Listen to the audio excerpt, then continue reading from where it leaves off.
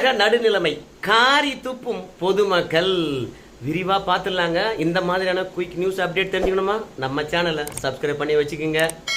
ஊடகத்தை பொறுத்த வரைக்கும் பாஜக ஆளுகின்ற மாநிலத்தில் நடக்கக்கூடிய தவறுகளை ஓஹோ ஆஹா என்று பேசுகின்றார்கள்.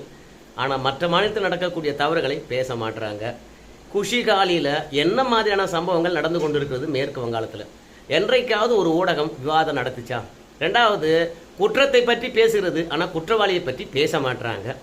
போதைப் பொருள் நடமாட்டம் அதிகமாக இருக்குதுன்னு சொல்கிறாங்க, ஆனால் யாரா விற்கிறாங்க அப்படின்னா சொல்ல மாட்டேங்கிறாங்க. வேங்க வயலில் குடிநீரில் மலம் கலந்து விட்டார்கள் என்று சொல்கிறாங்க, கலந்தவன் யாரான்னா பேச மாட்டுறாங்க.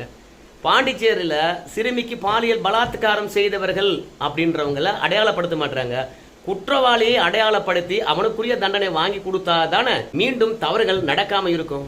குற்றவாளியை பேசாம எதற்காக குற்றத்தை மட்டும் பேசுது இந்த ஊடகம்? இதான் நடுநிலை தவறுகிறது. அதனால தான் காரி துப்புறாங்க.